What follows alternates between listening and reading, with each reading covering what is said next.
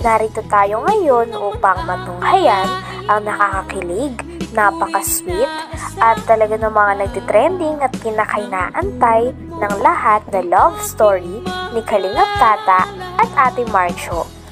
Sa pagpapatuloy ng ating istorya ay naganap na nga ang pinakauna at simulang vlog ni Kalingap Tata at Ate Marjo o Tambalang Marta.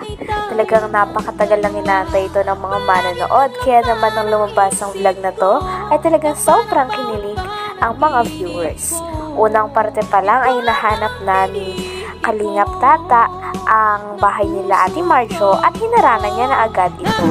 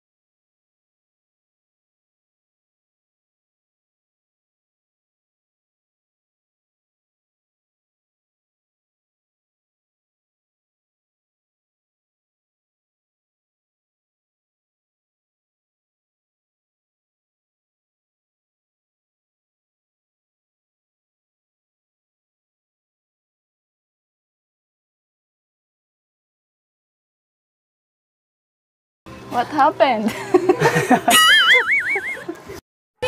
Grabe at kitang-kita nga kay Ate Marjo na habang kinakantahan siya ni Kalingap Tata ay grabe at kinikilig din ito. Sabi naman ni Kalingap Tata ay kinakabahan daw talaga siya at di niya maintindihan ang kanyang nararamdaman nang nakita niya muli si Ate Marjo, kaya daw parang medyo kinakabahan siya sa kanyang pagkanta habang si Ate Marjo naman ay chill-chill lang. Pagkatapos naman ito ay sinurprise ni Kalingap Tata ng flowers si Ate Marjo. Nang nakita ni Ate Marjo ang flowers na ito ay grabe din ang kanyang saya. Grabe na din talaga magpakilig si Kalingap Tata at sabi pa nga nila ay bagong gising lang daw noon si Ate Marjo kaya inantay pa nila. Para sa'yo, Jo. Ganun. Thank you.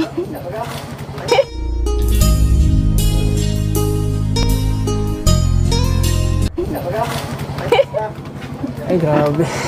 Kumusta ka na, Jo? Okay lang ah. Kagigising lang. Sinsya na sa kanta ko, medyo kinabahan ako. Nakita kita eh. Grabe yung kaba ng puso ko eh. Ganun? Kanina hindi pa ako kinabahan. Nung nakita, grabe yung kaba ko. Oh? Baka di pa kayo kumain.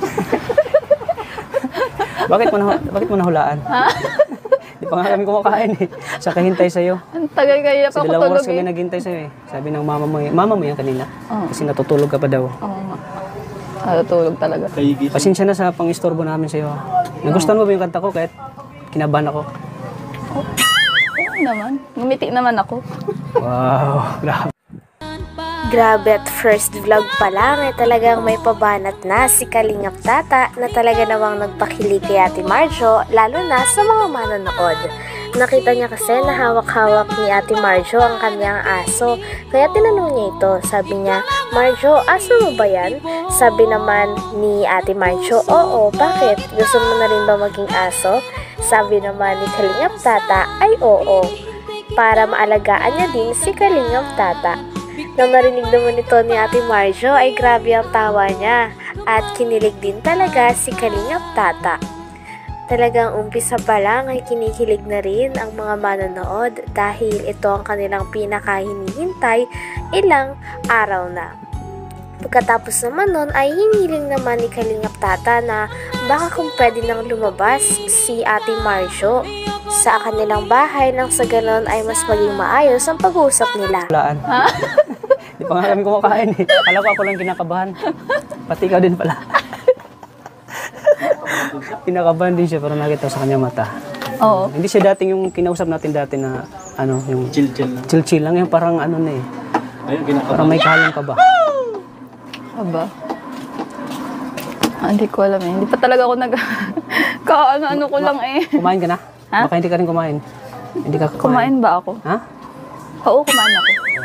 Nakalimutan. Kinantaan ka lang yung tata, nakalimutan mo. Oo.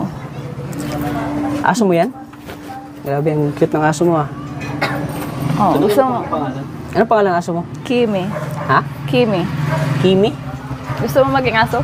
Oo. Para malagaan mo ako. Ako'y tinamaan, puso'y tinamaan, sadyang ikaw lang. Sana aso na lang ako. Para lagi mo akong binubuhat. Grabe, ang ganda talaga ni Marjo. Ano? Alam mo, nung Curious din si Kalingap Tata kung nagustuhan ba ni Ate Marjo ang kanyang pagkanta kahit kinakabahan ito. Sabi naman ni Ate Marjo ay okay na okay pa rin sapagkat napangiti pa rin siya sa kanta ni Kalingap Tata na Sa Iyong Ngiti.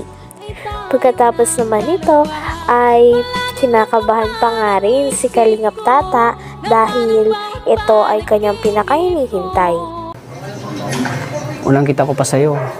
Tapos, nung gabi na natutulog ko, napapanaginipan kita eh. Ang ganda kasi ng ngiti mo. Kaya kinantahan kita ng ngiti. Sana all. Bira kasi makita ng babae na ganyan kong ngiti. Perfect. Oo, tingnan mo. Grabe, ang ganda. may ano sana ako, ako yung natatap. Sa iyong ngiti pala. Na humaling, gano'n. Oo. Pwede bang, sana pwede lumabas ka muna dyan sa tindahan mo? Ay, hindi. Forever akong dito. Hindi ako labas sa'yo. Nga lang, pwede bang makausap kita dito sa labas? Okay lang sa'yo? Ha? Nabulan na tuloy ako. Hindi ko alam yung nararamdaman ko eh. May akalong ka ba na alam mo, sobrang saya ko ngayon. Ano, Marjo, na nakita kita ulit. Nakita ko yung kagandahan mo. Ilang buwan ka na bang hindi mo nakikita? Sana all. Ay, halo. Pagkatapos nga ng napakatagal na paghihintay ni Kalingap Tata simula nung unang vlog pa lang nila, ay sa wakas lumabas na si Ate Marjo sa kanyang tindahan. First time nga makita ni Kalingap Tata si Ate Marjo ng harapan at talagang nakatabi niya pa ito habang nagkikwentuhan sila. Talagang hindi nga rin makapaniwala si Kalingap Tata na nasa tabi niya na si Ate Marjo. Pagkatapos naman nito ay sinasabi nga ni Kalingap Tata na talagang si Ate Marjo ang kanyang naiibigan, na kahit napakarami na niyang nakitang magandang babae ay kakaiba talaga ang ganda ni Ate Marjo. Kaya naman unang kita niya pa lang ay nabighani kaagad siya. Sabi naman ni Ate Marjo ay sa pool, kaya mas kinilig si Kalingap Tata. Galit ba? Diet ako. Diet? Joke lang. Nagda-diet din naman ako. Pareho tayo nagda-diet.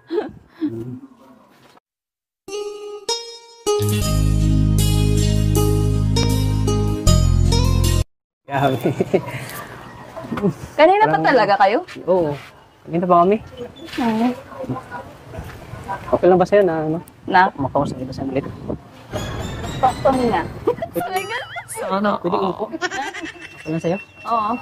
Ang ganda talaga ng mga kalingap mo.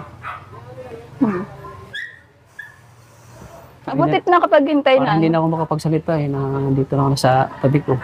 Oo, hanggang mamaya, tulala ka na naman. Sabi daw. Si Kuya. Alam mo, sino sabi na tulad ako? Kuya, ano? Bakit Sino alam yun? nila? Rox. Starax. Ayun.